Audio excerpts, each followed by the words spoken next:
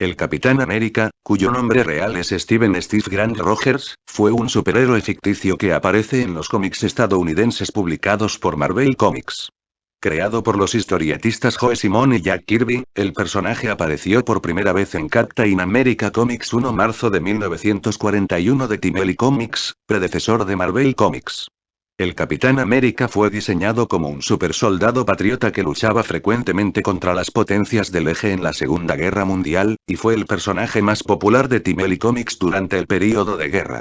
La popularidad de los superhéroes se desvaneció después de la guerra, y el cómic del Capitán América dejó de editarse en 1950, con un breve resurgimiento en 1953.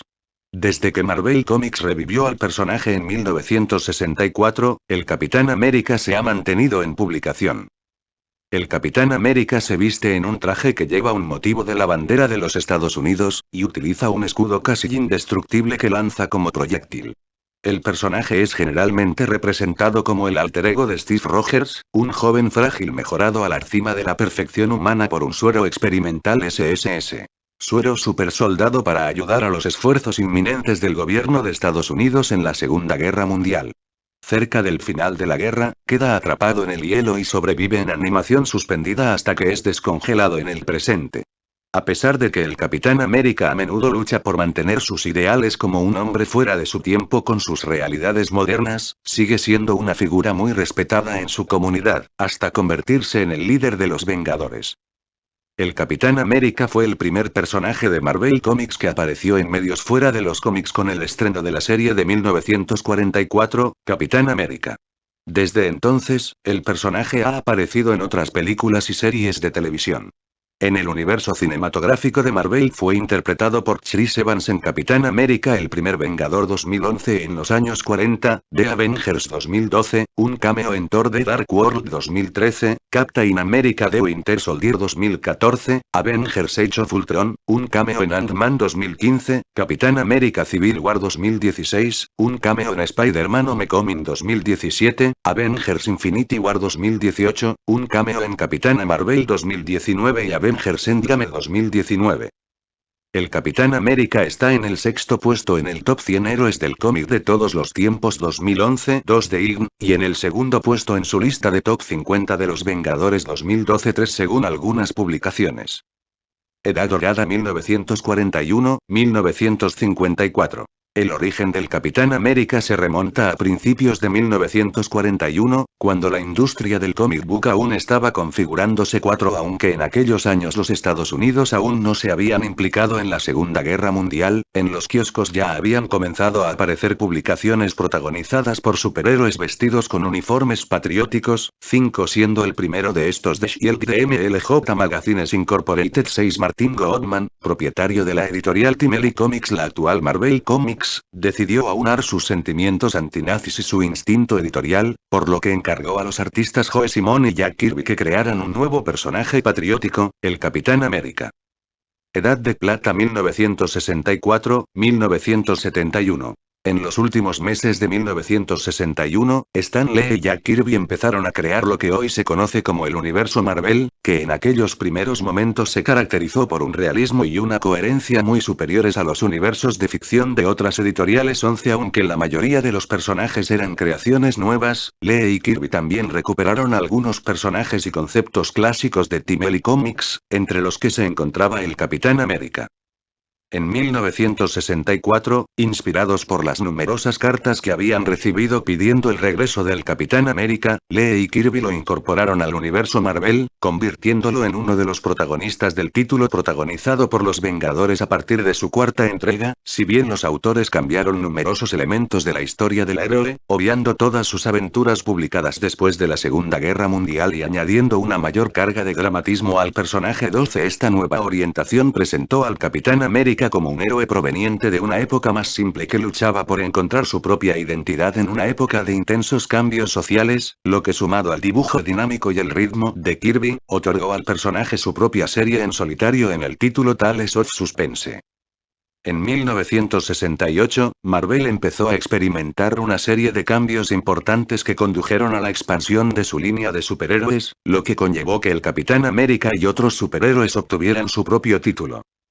Al doblarse el número de páginas mensuales de la serie, Kirby fue incapaz de continuar produciendo la serie y cedió los lápices a otros artistas, entre los que destacaron Jim Steranko y Gene Colan, y el propio Lee abandonó los guiones del título en 1971 a causa de sus nuevas responsabilidades dentro de Marvel, que le iban distanciando de la creación de las historietas.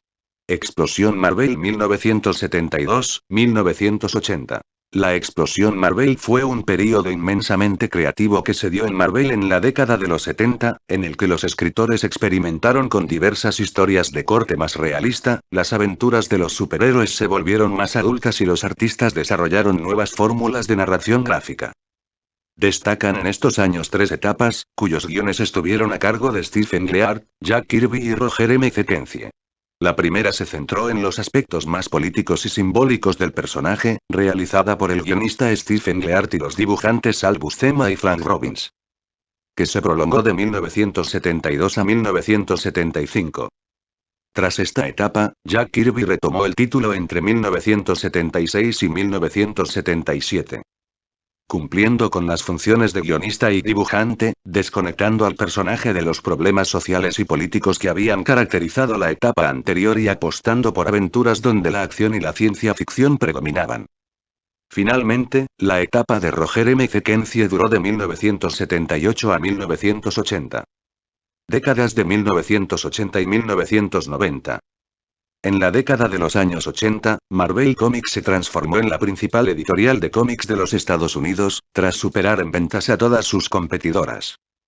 En las series, esto se reflejó en una mayor estabilidad y coherencia interna, si bien se perdió parte de la creatividad salvaje que había dominado buena parte de los cómics durante la década anterior.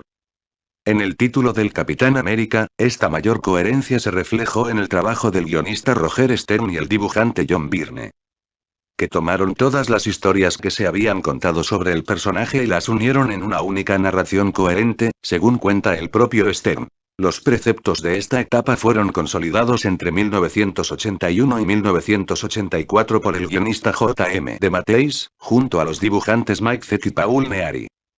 Finales del siglo XX y principios del XXI. A mediados de la década de 1990, Marvel se encontró en serios problemas financieros fruto de la crisis de la industria del cómic y de una serie de malas decisiones empresariales. En el caso del Capitán América, esto afectó de manera crítica al título, que vivió numerosos relanzamientos en un período muy breve. En un primer momento, el guionista Mark Waid y los dibujantes Ron Garney y Andy Kubert desarrollaron dos etapas e incluso un segundo título del personaje, Captain America Sentinel of Liberty, que profundizaba en el pasado del Capitán América. Entre las dos etapas de Waid, el personaje vivió un relanzamiento conocido como Héroes Reborn a manos del polémico artista Rob Liefeld.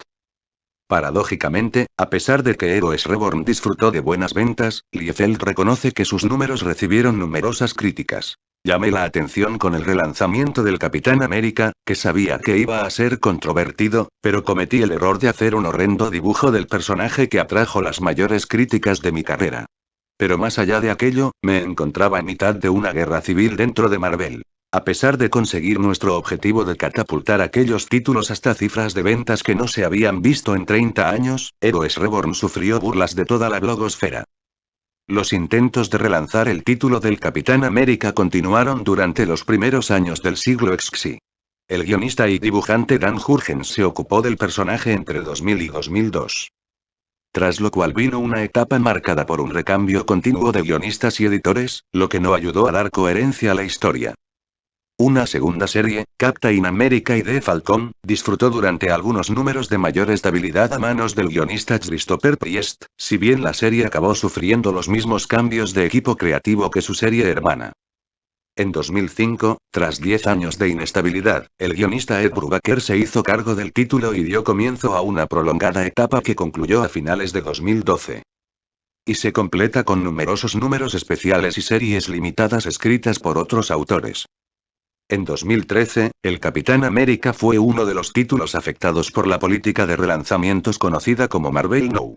Por lo que la serie fue renumerada y el equipo creativo pasó a estar compuesto por el guionista Rick Remender y el dibujante John Romita Jr.